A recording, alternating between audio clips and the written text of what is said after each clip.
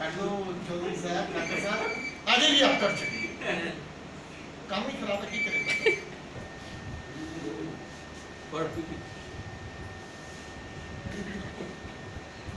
अगला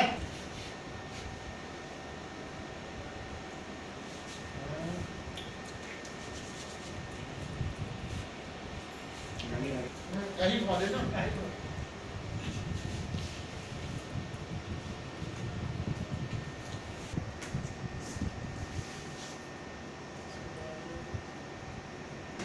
बीती या नहीं बीती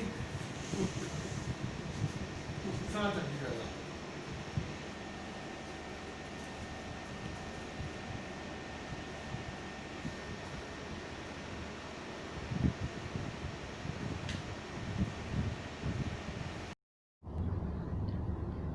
ਸਾਰੇ ਜ਼ਿਲ੍ਹਾ ਗੁਰਦਾਸਪੁਰ ਨੂੰ, ਪੰਜਾਬੀਆਂ ਨੂੰ, ਸਾਰੇ ਦੇਸ਼ ਵਾਸੀਆਂ ਨੂੰ ਤੇ ਪੂਰੀ ਦੁਨੀਆ ਨੂੰ ਮਨੁੱਖਤਾ ਤੇ ਧਰਮ ਤੇ ਪਰਮਾਤਮਾ ਤੇ ਵਿਸ਼ਵਾਸ ਰੱਖਣ ਵਾਲੇ ਹਰ ਵਿਅਕਤੀ ਨੂੰ, ਹਰ ਜੀਵ ਨੂੰ ਸ਼੍ਰੀ ਕ੍ਰਿਸ਼ਨ ਜਨਮ ਅਸ਼ਟਮੀ ਦੀ ਲੱਖ ਲੱਖ ਵਧਾਈ ਹੋਵੇ। ਸਾਡੇ ਸੰਸਕ੍ਰਿਤੀ ਦੇ ਵਿੱਚ, ਸਾਡੇ ਇਤਿਹਾਸ ਦੇ ਵਿੱਚ ਜਿੰਨੇ ਵੀ ਅਵਤਾਰਾਂ ਦਾ, ਦੇਵੀ ਦੇਵਤਿਆਂ ਦਾ, ਸਾਧੂਆਂ ਸੰਤਾਂ ਮਹਾਂਪੁਰਸ਼ਾਂ ਦਾ ਜ਼ਿਕਰ ਆਉਂਦਾ, ਉਹਨਾਂ ਦੇ ਵਿੱਚੋਂ ਸ਼੍ਰੀ ਕ੍ਰਿਸ਼ਨ ਭਗਵਾਨ ਜੀ ਦਾ ਅਵਤਾਰ ਇੱਕ ਬੜੀ ਅਨੋਖੀ ਘਟਨਾ ਹੈ।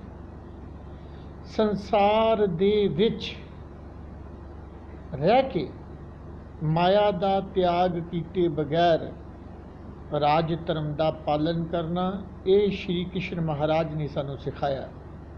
ਬੇਸ਼ੱਕ ਸੰਗੀਤ ਤੇ ਨ੍ਰਿਤਯ ਦਾ ਜਿਹੜਾ ਆਰੰਭ ਹੈਗਾ ਉਹ ਭਗਵਾਨ ਸ਼ਿਵ ਜੀ ਮਹਾਰਾਜ ਤੋਂ ਹੋ ਗਿਆ ਸੀ, ਦੇਵੀ ਸਰਸਵਤੀ ਅਵਤਾਰ ਧਾਰਨ ਕਰ ਚੁੱਕੇ ਸੀ, ਲੇਕਿਨ ਸ਼੍ਰੀ ਕ੍ਰਿਸ਼ਨ ਭਗਵਾਨ ਦਾ ਸੰਗੀਤ ਦੇ ਨਾਲ, ਨ੍ਰਿਤ ਦੇ ਨਾਲ, ਦਰਸ਼ਨ ਦੇ ਨਾਲ, ਰਾਜਨੀਤੀ ਦੇ ਨਾਲ ਜੋ ਗੂੜ ਸੰਬੰਧ ਹੈ ਉਹਨੂੰ ਸ਼ਬਦਾਂ 'ਚ ਬਿਆਨ ਕਰ ਪਾਉਣਾ ਸੰਭਵ ਨਹੀਂ।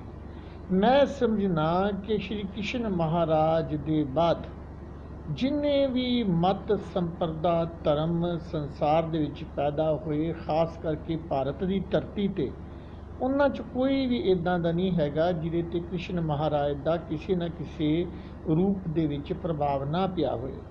ਕਰਮ ਦਾ ਸਿਧਾਂਤ ਸਭ ਤੋਂ ਪਹਿਲਾਂ ਸੰਸਾਰ ਦੇ ਵਿੱਚ, ਔਰ ਕਰਮ ਦੇ ਸਿਧਾਂਤ ਦੀ ਤੁਸੀਂ ਗਤੀ ਦੇਖੋ ਕਿ ਕਰਮ ਕਰਦੇ ਹੋਏ ਨਿਸ਼ਕਾਮ ਕਰਮ ਹੋ ਜਾਣਾ, ਸਥਿਤ ਪ੍ਰਗਯ ਦੀ, ਸਥਿਰ ਬੁੱਧੀ ਸਾਧਕ ਦੀ ਅਵਸਥਾ ਨੂੰ ਪ੍ਰਾਪਤ ਕਰਨਾ, ਇਹ ਆਪਣੀ ਬੜੀ ਇੱਕ ਵੱਡੀ ਤੇ ਵਿਲੱਖਣ ਗੱਲ ਹੈਗੀ ਹੈ। ਅਰਜੁਨ ਕੌਣ ਹੈ? ਕ੍ਰਿਸ਼ਨ ਮਹਾਰਾਜ ਕੌਣ ਨੇ? ਇਹ ਆਤਮਾ ਤੇ ਪਰਮਾਤਮਾ ਦਾ ਸੰਵਾਦ ਹੈ। ਔਰ ਦੇਖੋ ਸ਼੍ਰੀਮਦ ਭਗਵਤ ਗੀਤਾ, ਸ਼੍ਰੀਮਦ ਭਾਗਵਤ ਗੀਤਾ ਦਾ ਅਰਥ ਹੈ ਕਿ ਭਗਵਾਨ ਦੀ ਉਸਤੁਤ ਦੇ ਵਿੱਚ ਲਿਖੇ ਗਏ ਗੀਤ, ਮਤਲਬ ਜੋ ਪਰਮਾਤਮਾ ਦੀ ਉਸਤੁਤ ਦੇ ਵਿੱਚ ਨਿਸ਼ਕਾਮ ਹੋ ਕੇ ਜਿਹੜੇ ਅਸੀਂ ਗੱਲ ਕਰਦੇ ਹਾਂ, ਵਚਨ ਕਰਦੇ ਹਾਂ, ਅੰਮ੍ਰਿਤ ਵਚਨ ਹੁੰਦੇ ਆ। ਮਹਾਰਿਸ਼ੀ ਵਿਆਸ ਜੀ ਨੇ ਬੜਾ ਗਹਿਰਾਈ ਦੇ ਨਾਲ ਸਾਰੀਆਂ ਚੀਜ਼ਾਂ ਦਾ ਅਵਲੋਕਨ ਕਰਕੇ ਉਹ ਦੱਸਿਆ। ਅਸੀਂ ਗੱਲ ਕਰਦੇ ਹਾਂ ਹਮੇਸ਼ਾ ਰਾਧਾ ਕ੍ਰਿਸ਼ਨ ਦੀ। ਬਹੁਤ ਘੱਟ ਲੋਕਾਂ ਨੂੰ ਪਤਾ ਹੈ ਕਿ ਪਹਿਲਾਂ ਪੁਰਾਤਨ ਸਮੇਂ ਦੇ ਵਿੱਚ ਜਦੋਂ ਭਗਤੀ ਦਾ ਸਮਾਂ ਸੀਗਾ ਤੇ ਰਾਧਾ ਜੀ ਦਾ ਕਿਤੇ ਜ਼ਿਆਦਾ ਜ਼ਿਕਰ ਨਹੀਂ ਆਉਂਦਾ। ਮੱਧੇ ਯੁੱਗ ਦੇ ਵਿੱਚ 10ਵੀਂ 11ਵੀਂ ਸ਼ਤਾਬਦੀ ਦੇ ਵਿੱਚ ਭਗਤ ਜੈਦੇਵ ਜੀ ਮਹਾਰਾਜ ਹੋਏ, ਬੰਗਾਲ ਦੇ ਵਿੱਚ ਬਹੁਤ ਵੱਡੇ ਸੰਤ ਮਹਾਂਪੁਰਸ਼, ਸ਼੍ਰੀ ਗੁਰੂ ਗ੍ਰੰਥ ਸਾਹਿਬ ਦੇ ਵਿੱਚ ਉਹਨਾਂ ਦੀ ਬਾਣੀ ਵੀ ਦਰਜ ਹੈ। ਭਗਤ ਜੈਦੇਵ ਜੀ ਨੇ ਗੀਤ ਗੋਬਿੰਦ ਦੀ ਰਚਨਾ ਕੀਤੀ।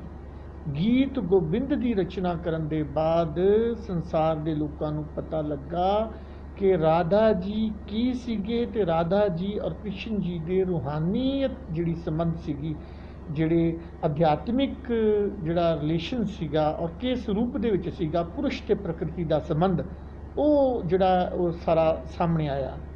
ਸ਼੍ਰੀ ਕ੍ਰਿਸ਼ਨ ਮਹਾਰਾਜ ਦਾ ਯੁੱਧ ਕੁਸ਼ੇਤਰ ਦੇ ਵਿੱਚ ਜਿਹੜਾ ਗੀਤਾ ਦਾ ਦਿੱਤਾ ਗਿਆ ਗਿਆਨ ਹੈ, ਅੱਜ ਦੇ ਸਮੇਂ ਦੇ ਵਿੱਚ ਵੀ ਮੈਂ ਸਮਝਣਾ ਕਿ ਉਨਾ ਹੀ ਉਹਦਾ ਪ੍ਰਸੰਗਿਕ ਹੈਗਾ ਜਿੰਨਾ ਉਸ ਸਮੇਂ ਦੇ ਵਿੱਚ ਸੀ। ਅਸੀਂ ਜਿਹੜੇ ਵੀ ਸਾਡੇ ਮਨ ਦੇ ਵਿੱਚ ਸਵਾਲ ਪੈਦਾ ਹੁੰਦੇ ਨੇ, ਮਨ ਦੇ ਵਿੱਚ ਸ਼ੰਕੇ ਪੈਦਾ ਹੁੰਦੇ ਨੇ, ਹਰ ਜਿਗਿਆਸੂ ਅਰਜੁਨ ਹੈ।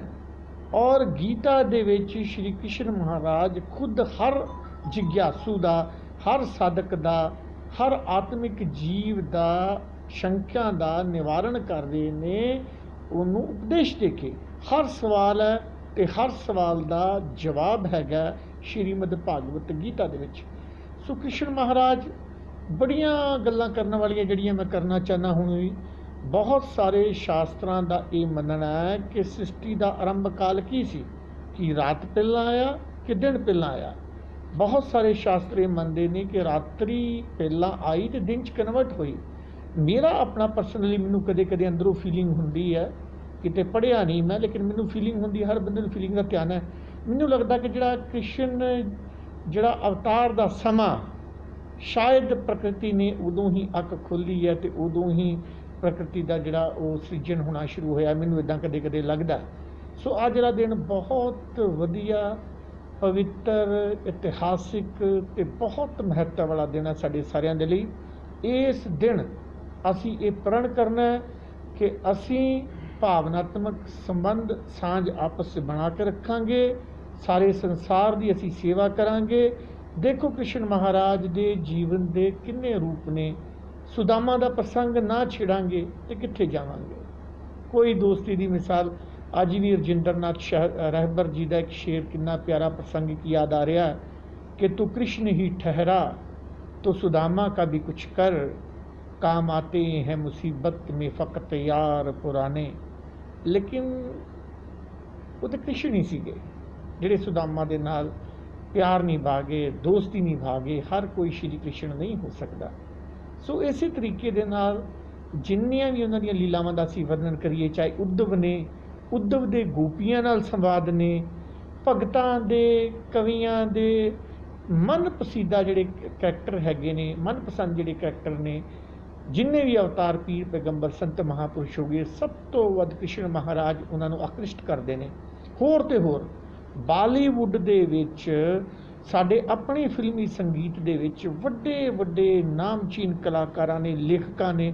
ਅਸੀਂ ਬੜੇ ਬੜੇ ਵੱਡੇ ਸ਼ਾਇਰਾਂ ਨੂੰ ਦੇਖਿਆ। ਸਾਹਿਰ ਸਾਹਿਬ ਨੂੰ ਸੁਣਿਆ ਸੀ, ਉਹਨਾਂ ਦੇ ਗੀਤ ਸੁਣੇ ਆ, ਮਜਰੂ ਸਾਹਿਬ ਦੇ ਸੁਣੇ ਆ, ਸ਼ੈਲੇਂਦਰ ਜੀ ਦੇ ਸੁਣੇ ਆ, ਹਸਨ ਜੈਪੁਰੀ ਨੂੰ ਸੁਣਿਆ, ਸੁਦਰਸ਼ਨ ਫਾਕਿਰ ਕਤੀਲ ਵਰਗੇ ਲੋਕ ਹੋ ਗਏ ਇੱਥੇ। ਔਰ ਜਿੰਨਾ ਵੀ ਅਸੀਂ ਉਸ ਸਮੇਂ ਤੋਂ ਲੈ ਕੇ ਅੱਜ ਤੱਕ ਅਸੀਂ ਫਿਲਮੀ ਸੰਗੀਤ ਸੁਣਦੇ ਆ ਰਹੇ ਹਾਂ, ਜਦੋਂ ਅਸੀਂ ਸ਼੍ਰੀ ਕ੍ਰਿਸ਼ਨ ਮਹਾਰਾਜ ਦੇ ਉੱਤੇ ਲਿਖਿਆ ਕੋਈ ਵੀ ਗੀਤ ਸੁਣ ਲਈਏ, ਉਹਨਾਂ ਦੀਆਂ ਬਾਲ ਲੀਲਾਵਾਂ ਨੂੰ ਨਾਲ ਲੈ ਕੇ, ਉਹ ਮੈਨੂੰ ਅਜੇ ਵੀ ਯਾਦ ਆ ਰਿਹਾ, ਯਸ਼ੂਮਤੀ ਮਈਆ ਸੇ ਬੋਲੇ ਨੰਦ ਲਾਲਾ, ਰਾਧਾ ਕਿਉਂ ਗੋਰੀ ਮੈਂ ਕਿਉਂ ਕਾਲਾ। ਜੋ ਸਕੂਨ, ਜੋ ਮਜ਼ਾ ਅਤੇ ਜੋ ਤੜਪ ਕ੍ਰਿਸ਼ਨ ਮਹਾਰਾਜ ਦੇ ਨਾਲ ਸੰਬੰਧਿਤ ਭਜਨਾਂ ਦੇ ਵਿੱਚ ਹੈਗਾ। ਕਿਉਂਕਿ ਭਗਤੀ ਪਿਆਰ ਦੇ ਬਗੈਰ ਅਧੂਰੀ ਹੈ। ਜਿੱਥੇ ਪਿਆਰ ਅਧੂਰਾ ਹੈ ਵੈਰਾਗ ਦੇ ਬਗੈਰ, ਉਹ ਪਿਆਰ ਹੀ ਕੀ ਜਿਹਦੇ 'ਚ ਵੈਰਾਗ ਨਾ ਹੋਏ, ਔਰ ਵੈਰਾਗ ਹੀ ਕੀ ਜਿਹਦੇ 'ਚ ਪਿਆਰ ਨਾ ਹੋਏ। ਵਿਅਕਤੀਗਤ ਪਿਆਰ ਹੀ ਸਮਾਜਿਕ ਪਿਆਰ ਦੇ ਵਿੱਚ ਬਦਲਦਾ ਹੈ। ਇੱਕ ਦੇ ਨਾਲ ਪਿਆਰ ਅਨੇਕਾਂ ਦੇ ਨਾਲ ਬਦਲ ਜਾਂਦਾ। ਔਰ ਜੇ ਮੀਰਾ ਜੀ ਦੀ ਗੱਲ ਨਾ ਕੀਤੀ ਜਾਏ ਤਾਂ ਕਿੱਥੇ ਜਾਵਾਂਗਾ, ਮੈਂ ਮਾफ़ੀ ਚਾਹਾਂਗਾ, ਬਹੁਤ ਸਾਰੇ ਪਹਿਲੂ ਛੱਡ ਜਾਵਾਂਗਾ। लेकिन कितना प्यारा शेर लिखा निदा फाजली साहब ने कि फिर मूरत से बाहर आकर चारों ओर बिखर जा, फिर मूरत से बाहर आकर चारों ओर बिखर जा, फिर मंदिर को कोई मीरा दीवानी दे मौला। सो ये बड़िया वड्डियां गल्लां ने। अध्यात्म का विषय ही बड़ा गूढ़ हैगा। और जो कृष्ण महाराज की गल आती है तो मैनू लगता कि जिहड़ा गया फिर वापस ना आया उत्थों। जे कोई उन्हां दे सिर्फ जीवन दे नाल, उन्हां दे वचनां दे नाल जिहड़ा जुड़ गया, वो कदे वापस नहीं आया। सो कृष्ण महाराज नूं मन्नण दा मतलब ये हैगा, कृष्ण महाराज की पूजा करन दा, उपासना करन दा मतलब ये है कि उन्हां दे वचनां नूं मन्नना, उन्हां दे वचनां ते पहरा देना। वो सारा कुछ जिहड़ा हैगा सारिਆਂ ਦੇ सामने हैगा। बहुत सारिया गल्लां ने जिहड़ियां मैं करना चाहना, लेकिन समय समय के उत्ते मैं हुण सोच रहा कि सारिया गल्लां दे बारे अपने जिहड़े निजी अंदर के जज्बात ने सारिਆਂ नाल साझे करके मन नूं खुशी प्राप्त हुंदी है। अज बहुत इतिहासिक ते चंगा दिन है। मेरे बहुत सारे छोटे भरा मैनूं मिलण वास्ते आए ने, साडा भविख ने, साडे कलेजे दे टुकड़े आए ने। इन्हां दा भी बहुत बहुत इस मुबारक मौके ते धन्नवाद। सो सारिਆਂ नूं श्री कृष्ण जन्माष्टमी की बेहद वधाई। मेरे छोटे सारे भरावां ने हुण मेरा साथ देना ते आवाज़ आनी चाहिए है पूरी। जय श्री कृष्ण। जय श्री कृष्ण। धन्यवाद।